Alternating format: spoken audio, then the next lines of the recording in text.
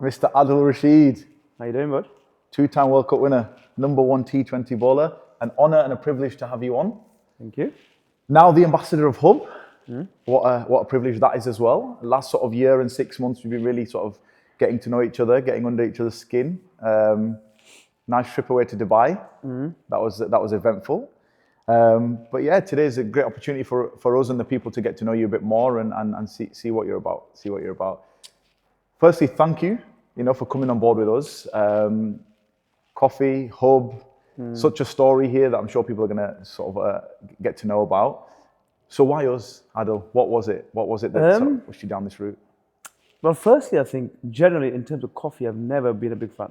Well, honestly, I've never been a big fan. I've never actually been that kind of person who always drinks coffee in the morning or has a coffee before a gym session or for myself, cricket or whatever. It's always been just maybe drink a Red Bull or whatever. Yeah. But I think it came about probably a year ago when we actually just got chatting and I'm sure you had a can or two to taste. I go, right, let me have a taste of this. I was like, well, firstly, I didn't know much of it. I'll go, right, let's have a little taste of it. So I tasted it. I was like, oh, this is quite nice actually. It tastes good, refreshing.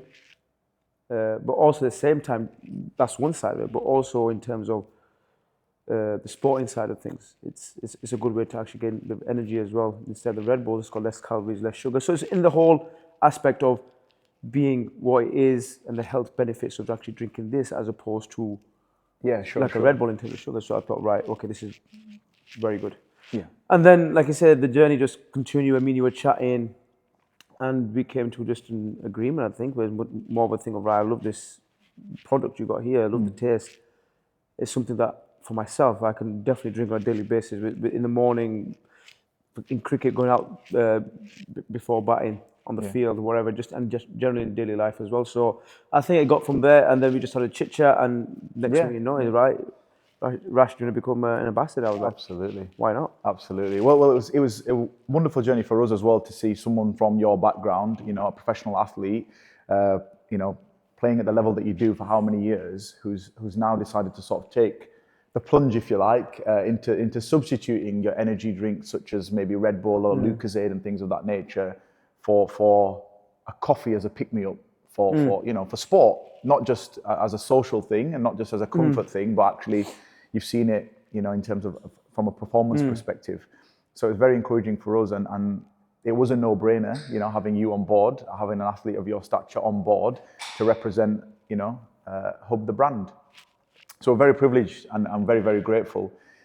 Just give me a bit more about this sort of the routine behind this then. So I know you didn't drink coffee previously. Yeah. And I've seen it, obviously the people haven't, but I've seen how Hubb plays a part in your life. But just tell us a bit more about, when you go to this and what it means to you and where it fits in. I think it fits in terms of, like I mentioned before, in terms of getting that, firstly, a bit of energy, in terms of, especially going into performance. So whichever sport, whether even going to the gym, because I know a lot of friends of mine or whatever, they drink the Hubb before going to a gym session. Because it's not just for the taste, but also it gives them the energy, that quick burst that you need for the session, wakes you up. And for my personal self, like you say, it would be early mornings with breakfast, driving to training. Firstly, because of the taste, low calories, taste, really good, refreshing. But also by the time for myself, when I get there, I'm in a state where I'm up for it. I'm buzzing. I'm lively. Here we go. But the benefit also is it's not, like I said before, but it's not the artificial sugars. It's not the things that are bad for you. It's the other way around. Because if you read the ingredients itself, it's got a lot of good things in there. Like I said, natural stuff, which I'm sure you'll know a lot more about than myself. Absolutely. Because that's what really first, we were talking. What really got me was the ingredients itself. When you said, right, look at what actually got in it. And being an athlete, and I was like, okay, right, it's not got this. So that was one side of it. But also at the same time, when I was drinking this, because I was with England and I was having a chat with the doctor there and stuff, and he just said, okay, let me have a look at that. Because he wanted to make sure that I'm in a position that if I drink this, that it's okay for me to drink. So there's got nothing in there, because when you get drug tested or when you get your test, there's nothing in there that will come out positive in that sense. So he had to make sure, right, let me go do the checks. From a medical perspective as yeah, well. let me do the checks because obviously you naturally you would think, okay, let me have a drink. And you drink it, and never know. So you got to be careful in that way. So this has been approved in that way from the. You could say approved by the elites. Yeah, 100%. Because the level you're playing at, you can't, like you said, be putting anything into the body, and you have people that are always checking and conscious of your health and what's going on. Which I guess is very similar to what's going on at Huddersfield Town. We've just, come on board with those guys. The players have all sampled the product as well, and I believe their nutritionist has also signed off. Yeah. The black coffee, the oat milk flat. So it's nice to know that people of your level and others are now seeing this, not just from a social perspective, not just from I enjoy coffee, but actually it fits into their daily routine. Yeah, 100%. Look, like you just said before, Huddersfield, they've signed it. I'm sure, obviously, they haven't just signed it purely because of the taste, but also the benefits of nutrition and what it is. Okay, we've replaced it now with whatever there was in the change room, whether it's Lucozade or Red Bull or whatever. So now they replaced it with Hubb. Why is that? So I'm trying to say, why have they replaced it with Hubb? So we must be doing the right things. Yeah, that's what I'm trying to say. Great. So the journey, and like I say, it's played a big part in what I do as well in terms of what I drink and what the intakes I have, the fluid I put in. And long may that continue. Hopefully it does. And like I said, and on top of that, it tastes nice as well. Yes. It tastes good, especially when you have it with ice as well. And it's nice and cold and a nice summer's day. We shared a few in Dubai under the sun. We did as well. So it was nice. Yeah, so like I said, I'm a big fan of the taste. Good. And I guess that then segues me on nicely, Adil, to your career. Then you mentioned within that you're health conscious and all those things. So let's talk about your drivers. What from a young age. Look, people know a bit about you. I don't think there's anything out there that sort of gives the people a real true background story of you and what you're about. But what was the driving force for you, Adil, and what is it now as well? What keeps you ticking? What keeps you going right now as a pro athlete? Number 1 T20 bowler we mentioned. 2-time World Cup winner. I think that sometimes people look over that, but what an achievement that is. And what are your drivers? What's the thing that keeps you motivated, keeps you going on a daily? I think the motivation is, for myself, is longevity and wanting to perform at this level, the highest level, as long as you can. And that's what, as a young kid, that's what you dream of as well, is playing cricket for your country. So for myself, being in that position now, what drives me is making sure that, right, I want to wake up every day, try my best, giving it 100% physically, mentally, trying to improve and become even better, become, like I said, a 3-time World Cup winner, become a 4-time World Cup winner. And I try to achieve these things. Whether you get them or not, it's making sure that for myself, there's no shortcuts to that. It's making sure I put in 100% on the pitch, off the pitch to achieve that. So these are my real drivers, is the end goal of, okay, having World Cups and having these, like I say, achievements individually. But I think as a collective, it's more so making sure for myself, it's not cutting any corners or giving up to certain things. So that's my driving thing and driving force to So a few years back, you obviously made that decision to not play red ball cricket. A few years, I think it was 2000. Well, it was quite a while, yeah. 2000, what was it? 18, maybe 17, 18? 17, 18, I think. So that decision that you made, please correct me if I'm wrong here, but was that also to do with the fact that you wanted longevity? Red ball cricket maybe prohibits that a little bit in terms of how long the games are? I think for my personal self, it was longevity. But also I felt as though that was a time for myself, right? I need to make a change and focus on one thing and let's see where it takes me. And each individual, again, is different. Some people prefer the red ball, some prefer the white ball, some both, some whatever. So for myself, I thought, right, I want to go down the journey of just focusing purely on white ball cricket, which means 50-over cricket, T20 cricket, and try to become the best at that and try my best at that, as opposed to doing a bit of this, bit of that. And trying a bit of both and stuff. So I thought, okay, for myself, let me go down the white ball route. And thankfully, it's worked out for the best. So in and amongst all this, in and amongst the World Cups, the rankings and the amount of cricket that you play, you're a father. You're a father of 3. You also have your own cricket centre. How does that play a part in? Because for me personally, I remember when we were actually in Barbados, I took a bit of a moment out and we had a bit of a think, and I thought, how do these boys do it? How do you juggle the family, the father, you're a son as well. You can't forget those things. You're a brother. You can't forget those things. How do you juggle a professional career in sport alongside families, friends, mums and dads? I think it's tough, but I think for myself, as you grow up, you tend to get used to it, because we know once you enter that, for example, cricketing journey, it will be a lot of it will be away from home at certain times. Like for example, in England, the summer, when you're playing from April to September, you're in the country, but you're still traveling. So it might be, for example, it might be in London for 5 days, then you might be back home for a week, then you might be in Birmingham, then you come here. So you're always traveling, so you're getting used to it. So from a young age, it's always myself being used to it. And in the winters in England, that's where you start traveling and you start touring away and going away for the months. That's where the challenging part comes in. And that's where it has been challenging for not just myself, but I'm guessing for majority, or should I say not all cricketers who are married, who have got kids and who have, so it's a lot more challenging for them, because obviously when you're away from home for 2 months, away from your tough, family, right? your wife and It's kids, it's tough. Yeah. Mentally as well. But I think what has helped over the years is you get used to it.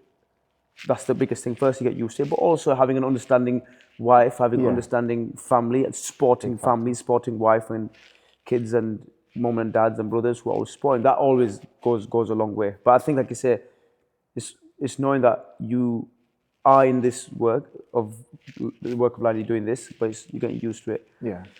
And like I say, sacrifices as well. Have you ever been in a position where, forgive me if I'm prying, but have you ever sat there in a hotel room and thought, this just isn't me anymore? Or have you ever... No, you don't think that, but you do think, oh, I do, it's my family. You have these thoughts, because sometimes when you are in a hotel by yourself in a room, you start thinking a lot of things. You just start thinking about your life in general, and your family, your wife, your kids, your mum, dad, brothers, whatever it is, your friends. You start missing this, but also the same time... FaceTiming me? Yeah.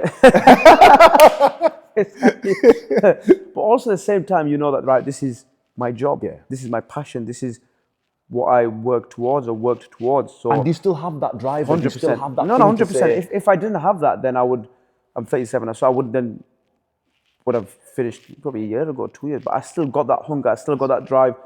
But like I said, the biggest thing is having an understanding wife, family, kids who understand, right, this is your job. Yeah. You are going to be away for a month max. But at the same time, when away from there, it's come to that stage now where, for example, if I'm away for 6 weeks, they may come out, they do come out now for 2-3 weeks. So it breaks up everything. So you go out, I play for 2-3 weeks, they come out, they stay with me for 2 weeks. It's That's like, nice. right.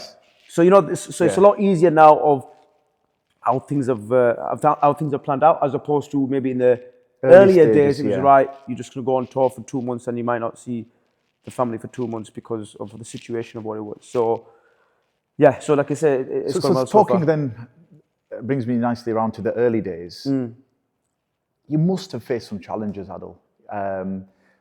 Maybe not now. Maybe now that you're established, maybe you're doing your thing. People know what you're about.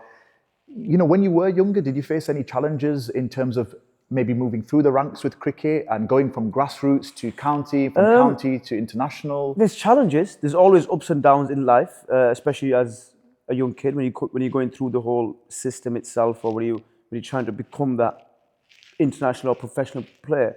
You start off at like a young age of 10 to you got a period of 8 years or 7, 8 years before hopefully you make your professional debut.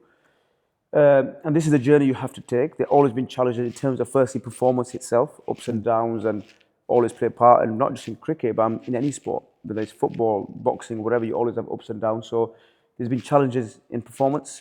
There's always been challenges in maybe not getting selected, getting dropped, not getting picked. This is all now, but this is all normal. This is part and parcel of life for anybody's journey in cricket. But Professional sport. Professional sport, you always have ups and downs, but it's making sure that you have the mindset of what you're trying to achieve, what you want to become. That this is life. You're always there's always going to be ups and downs in life, but my end goal is here.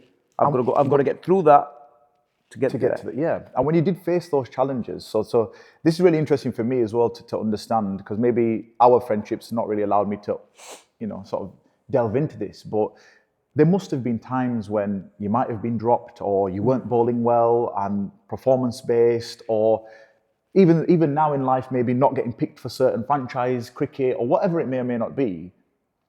You know, how do you deal with that now, even at this age, compared to when you were younger? So obviously you've been playing the game for so long, and there's been these ups and downs. I think for myself, it's a lot easier to deal with now because of the experience that I've got, Sure. and the stuff that I've been through, the ups and downs, but also the shift of mindset I've had from earlier days to nowadays.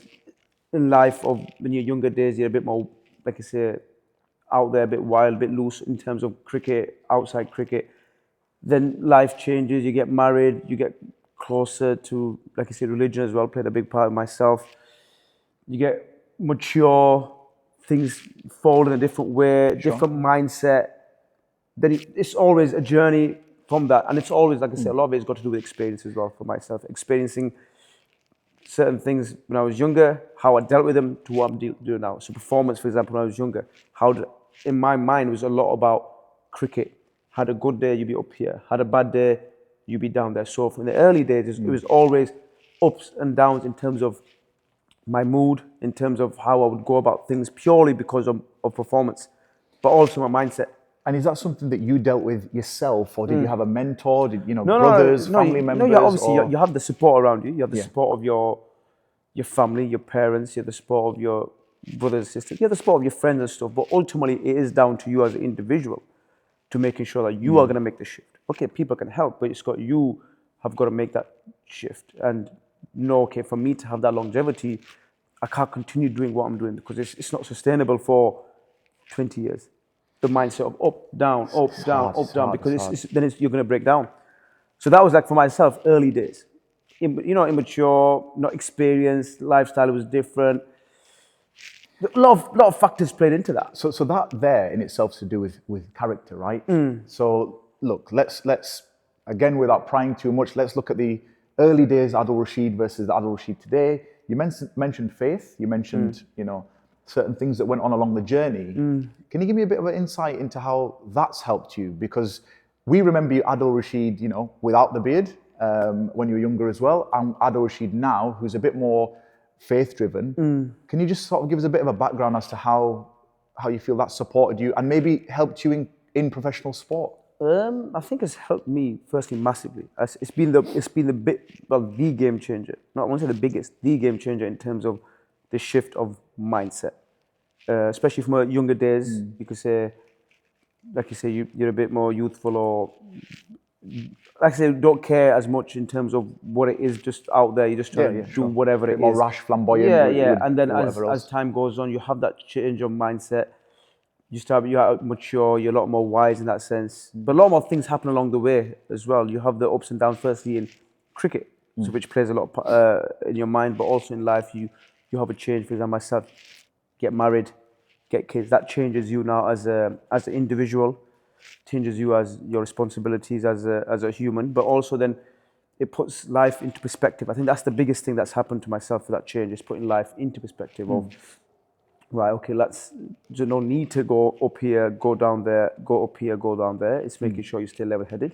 And like I said before, the faith part has played a massive part. It's now, I've got a purpose in terms of what I'm trying to do. Okay, one is your job, one is your passion, one is what you're trying to achieve in terms of the sport or whatever, but also above that is, right, me as a human being, making sure I'm a good human being, making sure I'm a good role model out there as well as a human being, but making sure I stay faithful to myself, my faith, making sure I do that to the best I can in terms of making sure I pray, do my stuff that I need to in so that discipline, way. maybe a discipline in a way that's you try to be disciplined, but also we all know that along the journey you're always going to make mistakes in life, as we all do. Yeah, absolutely. But it's having that focus now. So faith has played the ultimate part of my change of mindset. Maybe that's why I've got into the position I have today. I don't know, but I've definitely had a shift of mindset from my younger days to early days, and I've seen how I was then to what I am now, how I look at cricket, how I look at cricket now, how I look at life. So it's always that, but faith played the biggest part of why I've been maybe not successful, but why I've been just very level-headed, relaxed. Which you have been, but I still work hard. I still try to become the best. I still want to become the best and try to become the best. But then the outcome, I don't really have no concern of the outcome, because So I would you know I say- put my 100% in what I want to do, become the best, become the greatest in whatever field, and then the rest I leave in the rest I just leave and try in my God's best. hands as As in I a say, way, yeah, to live in God's hands and everything. So would you think that that's mentally also supported you and helped you a lot, in the sense that you have this, your faith allows you to basically say, well, if it happens, it happens. It was for me, or it wasn't for me, kind of thing. But I think that's the mindset I've got. Brilliant, right? Okay, From what I didn't have before. sure. Because now it's like, right, okay, I'll give it my all in practice. I'll give it my all in the game. But whatever happens, happens. It's written type of thing from God. And good day, bad day, it's life. You crack on. But it doesn't stop me from going next day in the nets and trying to improve and get better, because that is ultimately, in whatever field you are, whether it's in business or in sport or anything in life, you want to become the best. But you have to put the effort in, and then the outcome then is, that's what I've learned, is I can't control, but I've given my 100%.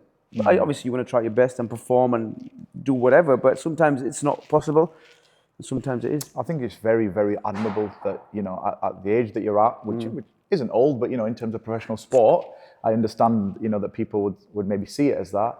But it's very admirable that you still have that drive. Even I, as I'm listening to you now, it's very, very encouraging.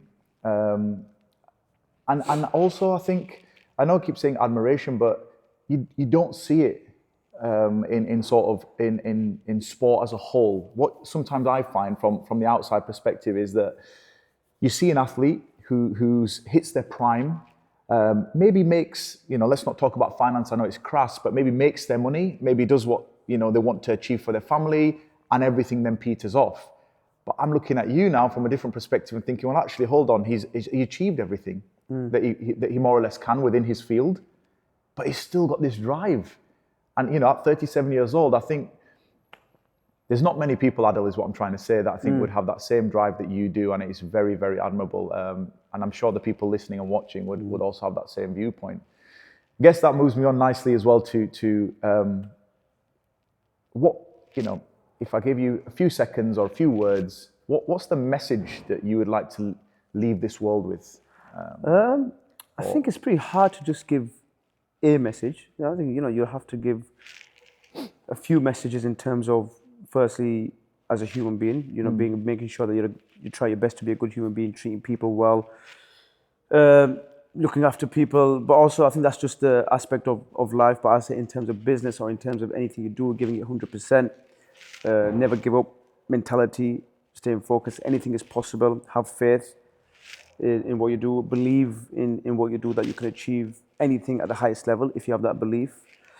That's just in terms of sport and life, but I think ultimately it's about being a good human being as well, treating people well, treating people with respect, and along the way enjoying your life in that way as well, within the boundaries. Very honourable, Adil. Very, very honourable.